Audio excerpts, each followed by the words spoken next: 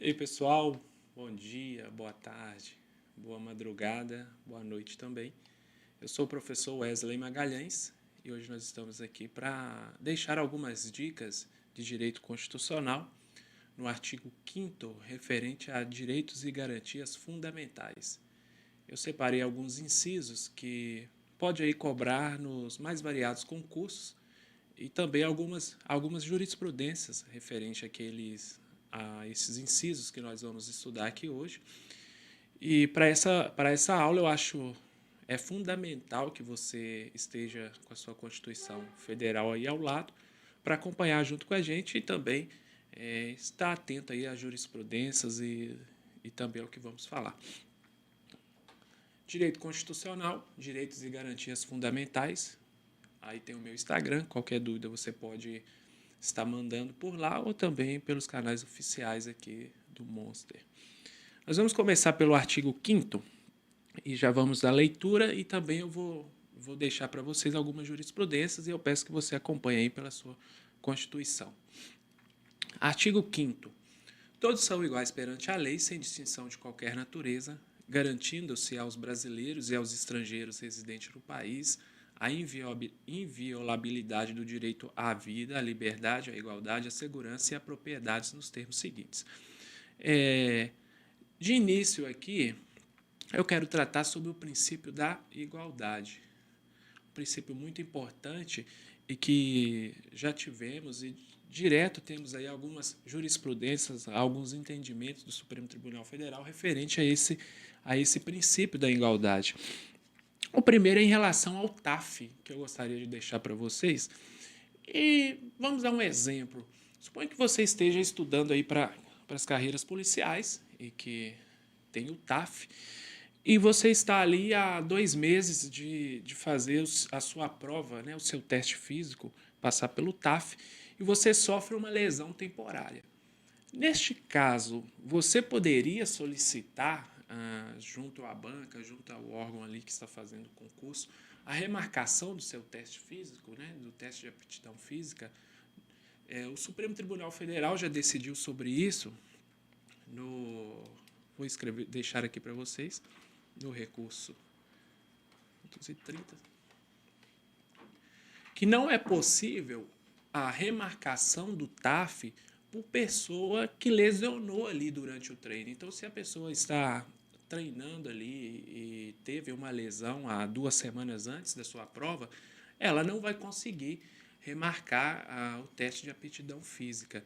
Só que sobre este mesmo exame, né, que é o TAF, o Supremo Tribunal Federal também já decidiu em relação às mulheres grávidas. Foi no recurso de número... Vou deixar aqui também, caso vocês tenham interesse em ler. A letra não é das melhores. Nesse recurso, o Supremo Tribunal Federal, o STF, decidiu que as mulheres grávidas, elas podem remarcarem o exame, o teste de aptidão física. Então, ele decidiu sobre isso e permitiu. Então, no seu concurso, né, a banca pode trazer esses tipos de indagações, principalmente referente a essas duas situações, que muitas das vezes pode confundir o candidato. Eu estou treinando antes e isso foi um imprevisto, porque ninguém sai, né, da sua casa falando, eu vou me machucar. Então, certamente eu terei direito à remarcação do teste. Então, você já está ciente que não. Prosseguindo aí para o próximo inciso, que também é muito importante e traz muitas dúvidas e até mesmo muitas pegadinhas na prova. A casa é asilo inviolável do indivíduo, ninguém nela podendo penetrar sem consentimento do morador, salvo em caso de flagrante delito ou desastre, ou para prestar socorro, ou durante o dia por determinação judicial. Sobre esse inciso, eu quero deixar aqui algumas informações sobre as jurisprudências também, antes de estudarmos propriamente o artigo. O primeiro é o informativo 731 do Supremo Tribunal Federal, do HC 663 do Mato Grosso. O que o Supremo Tribunal decidiu sobre esse inciso é que vedando ali uma pescaria de provas. Então, por exemplo, suponha que a autoridade policial ou os agentes ali eles têm um mandado de busca e apreensão para cumprir ali sobre um crime contra o patrimônio. Só que ao chegar à casa do indivíduo, do suspeito, ele começa assim, olha, eu tenho suspeitas aqui que esse rapaz, que essa pessoa seja traficante, por exemplo. E ele começa ali a pesquisar, procurar, revirar a casa, revirar o apartamento, os quartos, guarda-roupa, procurando algo sobre o crime de tráfico de drogas. Então, o que acontece? Essa atitude pode gerar ali a nulidade daquelas provas, porque ele está indo além daquilo que o mandato permitiu. Então, essa permissão, aquele mandato não é um salvo-conduto para que o agente ali vasculhe a casa buscando além do que estava permitido ali, né, pelo juiz daquele mandato. Então, tem que ter muito cuidado com essa situação, que talvez um deslize, né, pode invalidar toda aquela busca e apreensão e aquela prova que seria super importante para aquele caso em questão. Então, o informativo 731, oriundo do HC 663 do Mato Grosso. E aqui eu quero fazer algumas ponderações sobre esse inciso, que também assim, causa muita dúvida, né, sobre a entrada, principalmente nessa questão do flagrante de delito. Então, com a lei de abuso de autoridade, o agente, né, o policial, ele tem que ter muito cuidado ao ali proceder a entrada na casa de um suspeito. Porque ele não pode ter, olha, eu estou achando, não fui com a cara daquele pessoal ali, que talvez na casa dele tenha droga. Então, ele tem que ter ali, tem que ter uma situação concreta, né, que ele vai entrar naquele local e existe a possibilidade de ter algo ali. Porque se ele entrar, vasculha, não encontra nada, aí o que acontece? No outro dia ele está recebendo uma notificação que vai estar respondendo um processo administrativo, vai estar respondendo também um processo por abuso de autoridade. Então, ele tem que ter ali certa certeza que está acontecendo algo dentro daquela residência para não ocorrer esse risco dele responder ali administrativamente, até mesmo dependendo, se for um policial novo de carreira, ele pode até prejudicar ali, já que ele está no estágio, né, probatório, e muito cuidado com essa situação. Aqui também, no caso aqui é qualquer horário, né, do flagrante. Então, se o policial está perseguindo alguém, independente se é à noite ou se é de dia, o suspeito ele está com a arma, o sujeito ali ele está com a arma, e ele entra dentro do imóvel, o policial pode entrar atrás dele, porque ali ele tem certeza de que o cara é o criminoso, porque ele está com a arma, ele está correndo, então está em flagrante delito. Aqui também, em qualquer horário, né, que pode entrar, no caso de desastre ou para prestar socorro. Então imagina aí, vamos continuar usando a figura aqui do policial, né? Ele está fazendo a sua ronda ali às 22 horas, e ultimamente nós temos observado muitos vídeos aí, né, muitas notícias de crianças, pessoas com engasgos, né? Aí o policial está passando 22 horas em uma determinada rua e uma mãe desesperada chama ele para entrar na casa, me ajuda, porque meu filho está ali engasgando, não está conseguindo respirar, e o policial vira para ele e fala assim, eu não vou entrar porque são 22 horas e a Constituição me proíbe. Aí não, né, pessoal? Nesse caso aqui, a qualquer hora para prestar socorro, independente do horário. Sobre o mandato, né, ou durante o dia por determinação judicial, o fato ali de ter um mandado de busca e apreensão não dá ali garantia para entrar na casa à noite. Então, eu estou com o mandato, eu vou entrar às 22 horas, que é melhor, né? Não, tem que ser durante o dia. Então, são essas as considerações sobre esses incisos, e muita atenção aí referente a esse entendimento do Supremo Tribunal Federal e também da certeza, né, que tem algo ali dentro da casa da pessoa. O próximo inciso que eu separei aqui, que eu também acho de suma importância, é inviolável o sigilo das correspondências e das comunicações telegráficas de dados e das comunicações telefônicas, salvo no último caso por ordem judicial, nas hipóteses e na forma que a lei estabelecer para fins de investigação criminal ou instrução processual penal. Aqui também, sobre essa inviolabilidade das correspondências, eu quero trazer para vocês um julgado também do STF, que foi no HC 7814, que ele decidiu ali sobre uma legislação estadual do Estado de São Paulo, que é sobre a possibilidade dos agentes penitenciários verificar, fazer a leitura ali das cartas, né, verificar as cartas que estavam sendo enviadas para o presídio, né? Naquela época existia, né, por ocasião dessa decisão, uma determinada suspeita do que uma organização criminosa do Estado de São Paulo estaria arquitetando algo através de cartas. Então, o Supremo Tribunal Federal entendeu que não viola, né, essa garantia aqui, né, esse direito, o fato dos agentes, né, dos policiais penais agora, dos policiais penais, fazerem a leitura das cartas. Só uma correção aqui, que por ocasião desse HC, ainda não teria mudado a nomenclatura, né, para policiais penais. Então, não há nenhuma violação à Constituição, nesse caso, dos agentes que façam ali a leitura, até por questão de segurança, né? Até por questão de garantir as seguranças não só deles, mas da sociedade e dos próprios ali detentos, né?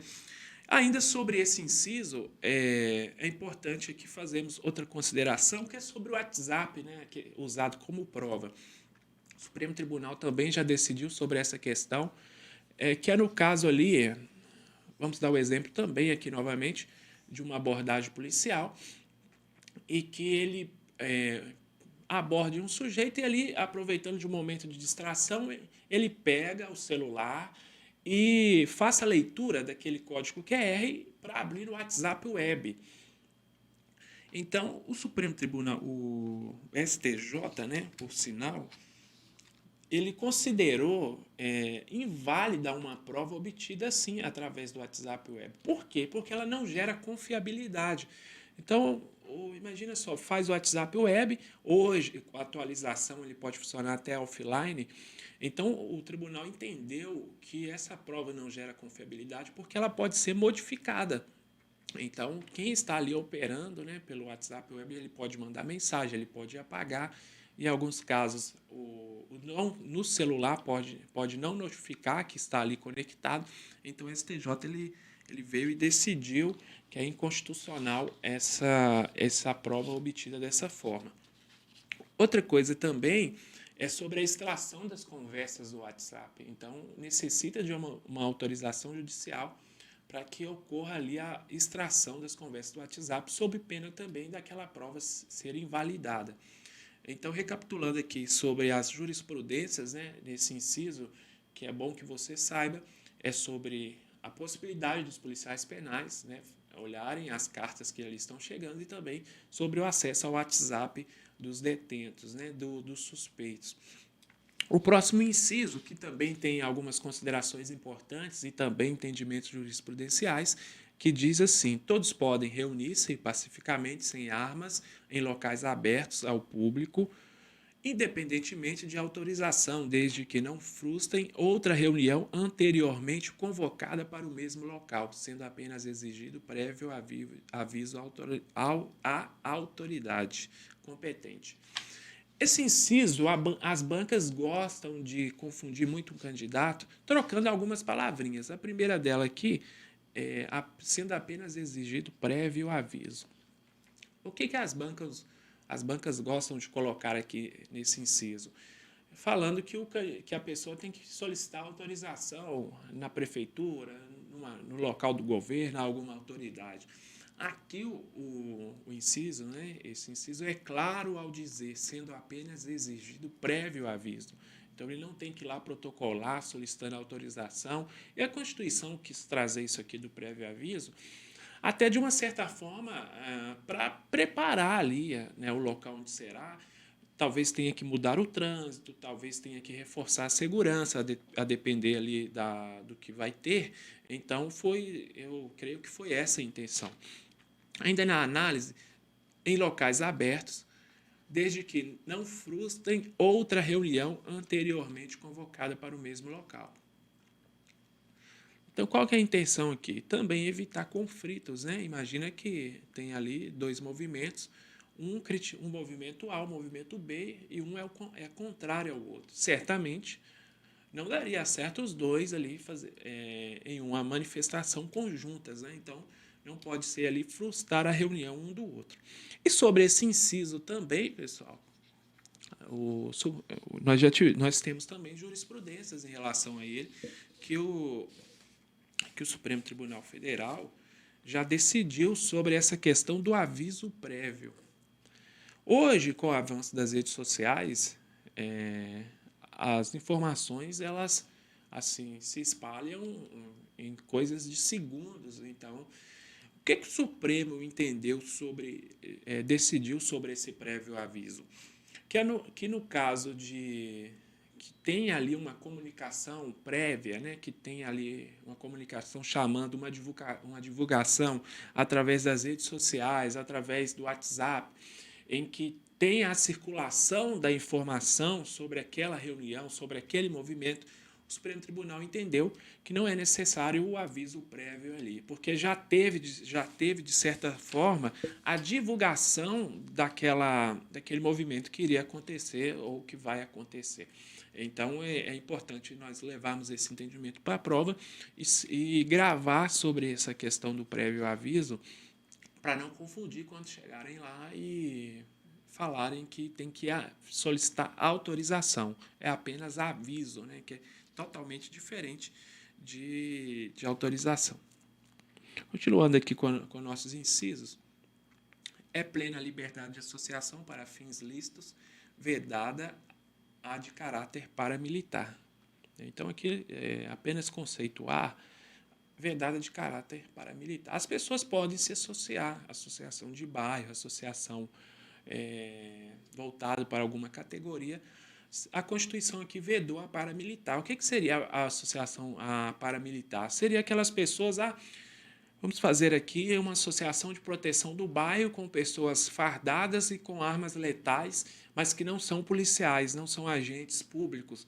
Então, isso é uma associação paramilitar, né? Isso é uma de caráter paramilitar, o que é vedado pela nossa Constituição Federal. Então, muita atenção, né, nessa última parte do inciso. O próximo aí, no caso de iminente perigo público, a autoridade competente poderá usar de propriedade particular assegurada ao proprietário indenização ulterior. Então, aqui eu quero destacar algumas palavrinhas aqui. Indenização ulterior. Se houver dano, iminente perigo público. Né? Então, vamos de exemplo aqui. O policial militar está perseguindo o suspeito e o que acontece? A sua viatura acaba a gasolina. E ele encontra lá o fulano, está com o carro dele estacionado, aguardando alguém chegar, e ele faz assim, olha, eu preciso do seu carro agora para ele continuar aquela perseguição. Aí o dono do carro fala assim, olha, eu não vou te dar porque o carro é meu, é de minha propriedade e pronto, é meu e pronto. Aí o policial vai falar com ele, não existe isso, eu quero o carro e pronto. Então, se possível, pode utilizar até a força, né? E ele pega o veículo e vai. Ou na hora que ele chegar também para fazer a requisição do veículo ali, o proprietário fala, eu até libero o carro, mas você tem que deixar um calção aqui de 10 mil para eventuais danos. Isso é vedado pela nossa Constituição Federal. Porque no caso de iminente perigo público, né, a autoridade ela poderá ali usar aquela propriedade, independente de autorização ou não, pegar e pronto. E já ali, nesse caso do exemplo, continuar a perseguição que estava acontecendo. Sobre a indenização, o que as bancas podem tentar confundir é falar que essa indenização é prévia. Essa indenização é ulterior se houver dano. Então, não tem como o Estado indenizar aquela pessoa que teve ali a sua propriedade requisitada sem antes saber se houve dano ou não. Pode ser que ocorra aquela perseguição e apenas tenha ali o gasto com o combustível. ele pode requerer isso do Estado? Sim, perfeitamente. Só que pode ser também que não ele tenha somente o gasto de combustível, mas não tenha danos ao veículo ou qualquer ali, ou a propriedade que foi utilizada. Então, o que eles procuram mais confundir o candidato ao falar que a indenização deve ser prévia. A indenização não é prévia, ela é ulterior apenas se houver dano. Então, é muito importante também gravarmos esse inciso, principalmente essas diferenças aí e essas palavrinhas-chave, né? Que é se houver dano e a indenização é ulterior. Próximo inciso. Não há crime sem lei anterior que o defina, nem pena sem prévia combinação legal. Pessoal, esse inciso aqui também, né, que ele é muito aplicado também no direito penal, é que não pode ter um crime, não pode ter uma pena sem que tenha uma lei. Então, por exemplo, não podemos aqui ter um decreto, né, fixando um crime, fixando uma pena. Por quê? Porque a Constituição veda esse tipo de legislação para definir ali crime ou pena. Tem que ser o quê? Lei em sentido estrito. Então, não pode ser por decreto, não pode ser por medida provisória, tem que ser lei, né? Para que garanta ali o cumprimento desse inciso da Constituição. Então, se vier na sua prova uma questão falando que o chefe do executivo ou o poder legislativo fixou uma pena por decreto, de cara ela está errada. Tem que ser lei, pessoal, tem que ser lei, circulando aqui 2 vezes, para que você não confunda, tem que ser lei, não pode ser por decreto ou qualquer outra espécie normativa. A lei não retroagirá, salvo para beneficiar o réu. Essa parte aqui é salvo para beneficiar o réu. Imagina só, nós temos uma pessoa que foi condenada a uma pena de 12 anos, né? E aquela sentença já transitou em julgado, ou seja, não cabe mais recurso, e aquele apenado, né, aquele sentenciado, ele já está cumprindo ali a sua pena. E é publicada uma nova lei que aquele crime que ele foi condenado tem uma pena menor. Então, se ele foi condenado a 12, essa nova lei dispõe que a pena seria de 5 anos. Essa nova lei poderia aplicar a esse sentenciado, a esse apenado que já está ali com a sentença em trânsito em julgado? Então, o entendimento é que sim, ainda que a sentença tenha sido transitada em julgado, não caiba mais recurso, se a lei for para beneficiá-lo, essa lei pode ser aplicada àquele que já teve sentença.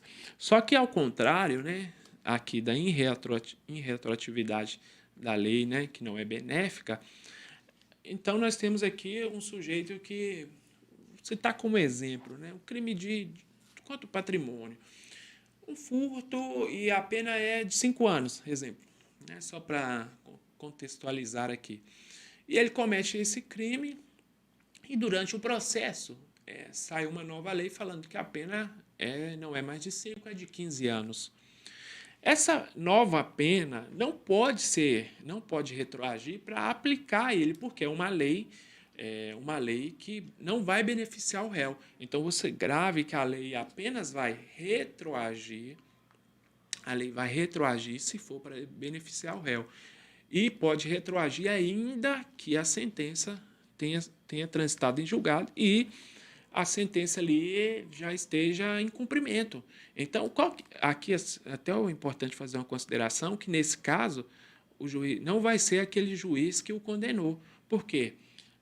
Após a condenação, né, daquele sujeito, ele vai para execuções, então vai ser o juiz da execução penal, ali da vara de execução, que vai ali aplicar a ele a lei mais benéfica. Então, ela aplica ali ao condenado mesmo que já esteja com a sentença transitada em julgado.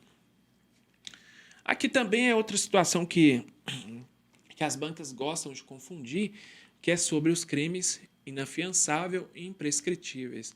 Então, essa questão aqui desses 3 incisos tem que decorar mesmo. Infelizmente, não tem outra alternativa, porque as bancas gostam de trocar isso aqui. trazer para cá. Então, vamos lá. A prática do racismo constitui crime inafiançável. O que significa inafiançável? Não cabe fiança, né? Então, o suspeito ali de praticar esse crime, ele não vai poder ser ali colocado em liberdade mediante fiança. E é imprescritível, não vai prescrever o crime, sujeito à pena de reclusão nos termos da lei. Então, gravar crime de racismo, inafiançável, não cabe fiança e imprescritível. O próximo inciso, ele traz aqui, continua com o termo inafiançável, né? Aqui está inafiançáveis no plural, porque são mais de um crime, só que ele não traz o termo imprescritível. Só que ele acrescenta o quê? Graça ou anistia, que é concedido aí aos presos, né? Então vamos lá, a lei considera crimes inafiançáveis e insuscetíveis de graça ou anistia a prática de tortura, o tráfico ilícito de entorpecente e drogas afins, o terrorismo e os definidos como crimes hediondos, por eles responderem os mandantes, os executores e os que, podendo evitá-los, se omitirem. Então, a diferença aqui do primeiro para o segundo.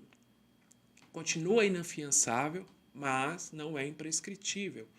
Mas eles acrescentam o quê? São insuscetíveis de graça ou anistia. Então, muito cuidado aí. O próximo, constitui crime inafiançável e imprescritível a ação de grupos armados, civis ou militares, contra a ordem constitucional do Estado. Então, o que nós podemos resumir aqui? Né? O racismo, que são apenas dois crimes, né? O racismo. E o crime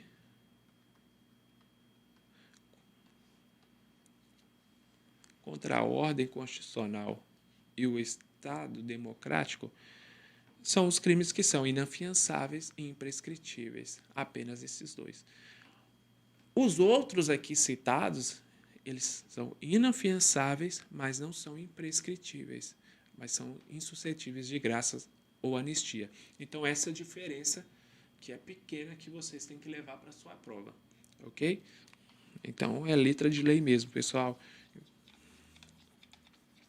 O próximo aqui, a gente já está caminhando aí para o final das nossas dicas, o próximo inciso é: nenhuma pena passará da pessoa do condenado, podendo a obrigação de reparar o dano e a decretação do perdimento de bens ser, nos termos da lei, estendidas aos sucessores e contra eles executadas até o limite do valor do patrimônio transferido. Então, nós vamos separar aqui alguns trechos desse inciso, né? Nenhuma pena passará da pessoa do condenado. E aqui, reparar dano estendido aos sucessores, patrimônio transferido. Então, primeiro aí, nenhuma pena passará da pessoa do condenado, né? Esse princípio, né, direito penal, é o princípio da pessoalidade ou da intranscendência da pena. Então, suponha que numa família de dois irmãos, um irmão foi condenado ao crime de homicídio. O irmão dele poderá cumprir a pena no lugar do outro irmão? Não pode. Por quê? Se foi ele que praticou o crime, evidentemente, é ele que tem que cumprir a pena ali que ele foi condenado. Só que o que acontece? Das variadas vezes, os crimes podem trazer alguns prejuízos para a vítima ou para a família da vítima. E muitas das vezes a vítima ou a família procura ali reparação junto ao Poder Judiciário dessa lesão, né? Que seria na esfera civil. O que acontece? A Constituição vedou que a pena, quem tem que cumprir a pena é o condenado, é quem praticou o crime. Só que ela permitiu que o dano, né, a reparação do dano, seja estendido, né, aos sucessores até o limite do patrimônio transferido. Então, aquele criminoso, né, aquele condenado, ele tem um patrimônio de 500 mil e ele causou um prejuízo de 100 mil, e ele ali falece, deixa um patrimônio, aquele patrimônio que é transferido para os herdeiros, né, essa condenação, né, de dano moral, dano material, pode alcançar esse patrimônio, ainda que ele já esteja ali transferido para a família, porque aí é o patrimônio deixado pelo condenado, ok? Outro inciso também muito importante é sobre as penas, né? As penas que são vedadas e as penas que são permitidas no nosso ordenamento jurídico. Esse inciso também é letra de lei, para a prova, né? Você tem que estar ele aí afiado e decorado também. A lei regulará a individualização da pena e adotará, entre outras, as seguintes: privação ou restrição da liberdade, né, que é a pena privativa de liberdade, perda de bens, multa, prestação social alternativa, suspensão ou interdição de direito. Essas são as penas que são adotadas pelos nossos ordenamentos jurídicos. Então é bem tranquilo, só que o que as bancas gostam aí de confundir os candidatos é as penas que são proibidas, né, no nosso ordenamento jurídico. Não haverá pena de morte,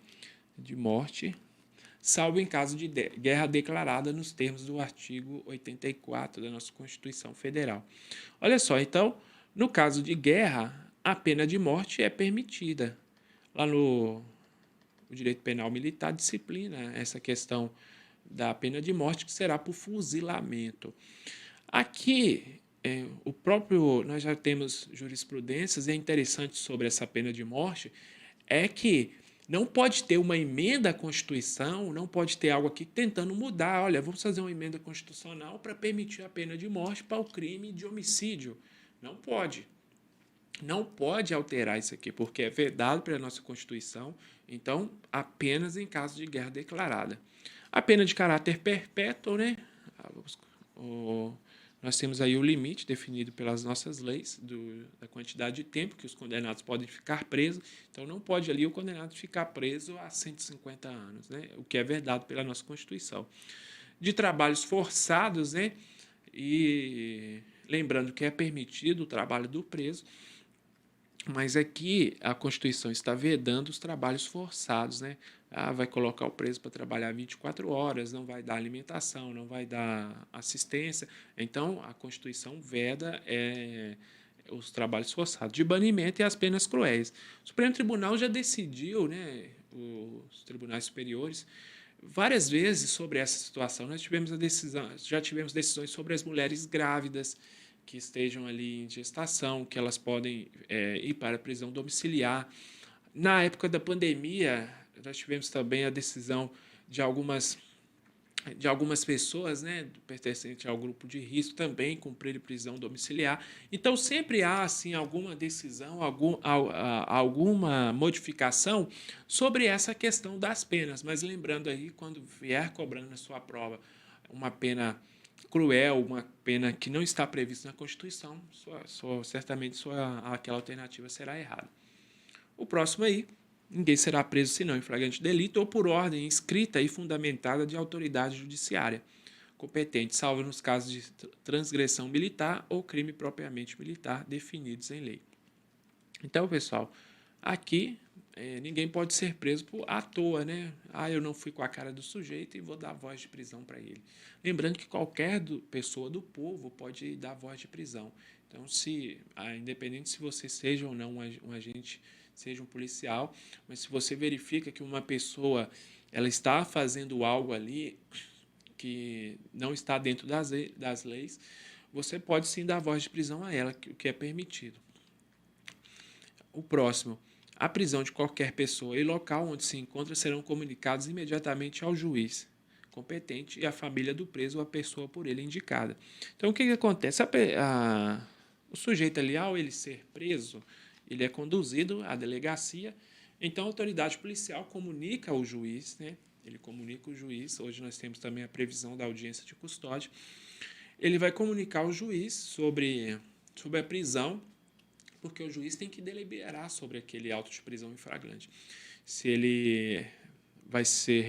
a prisão vai ser relaxada ou não, e até sobre outras circunstâncias.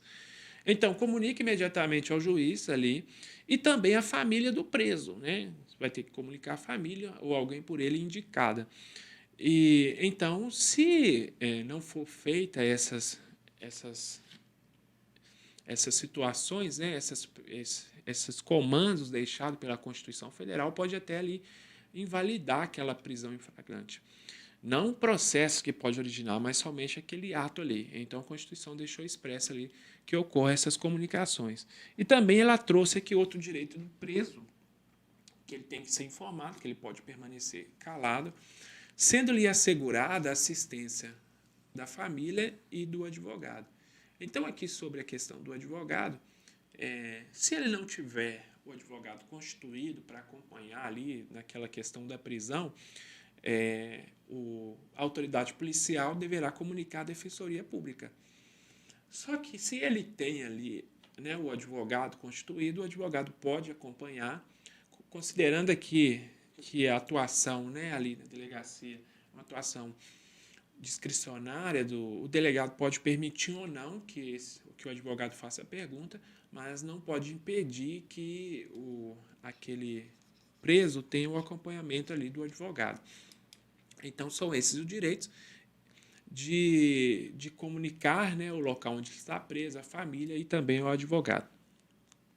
Aqui, o preso tem direito à identificação dos responsáveis por sua prisão ou por seu interrogatório policial. Então, aqui ele tem o direito de saber quem o prendeu, né? Quem está conduzindo ele. Então, é uma garantia também da nossa Constituição e também, pessoal, que para a sua prova você precisa apenas aí saber a letra de lei. A prisão ilegal será imediatamente relaxada pela autoridade judiciária. Então, esse imediatamente aqui, hoje acontece na audiência de custódia, né? O juiz, ao receber ali o APF, né, o auto de prisão, ele vai analisar as questões da prisão, vai também designar a audiência de custódia e vai olhar, olha aqui, já está um próximo ao outro, se aquela prisão ela tem que ser relaxada ou não. Então, se aquela pessoa estar presa por um crime, ela foi presa por um crime que é admitida fiança, né? Ela não pode ficar ali presa, porque admite fiança ou liberdade provisória. E uma questão que já tem entendimento, né, consolidado aqui, é que o juiz, suponha que ele vai entender e falar, olha, eu não vou conceder a liberdade, vou converter a prisão em preventiva. O que acontece? Ele tem que ter fundamentação concreta que se aquela pessoa solta não vai cumprir ali os requisitos do Código de Processo Penal. Não pode simplesmente falar, olha, estou mantendo ele preso porque ele é perigoso, porque o crime é isso e aquilo. Não pode ser uma fundamentação abstrata. Eles têm que estar presos por algo concreto, ok? Porque, caso contrário, isso aí pode também invalidar a prisão e, em caso de recurso, ter aquela prisão preventiva revogada. Então, o magistrado tem que fundamentar de forma concreta, não ali apenas dizer que o crime é perigoso ou que é para o bem da sociedade, e decretar a prisão daquela pessoa. O próximo ali, não haverá prisão civil por dívida, salvo do responsável pelo inadimplemento voluntário e inexcusável de obrigação alimentícia e do depositário infiel. Então, sobre o depositário infiel, não existe essa modalidade de prisão civil mais no nosso ordenamento, ela é vedada. O que é o depositário infiel?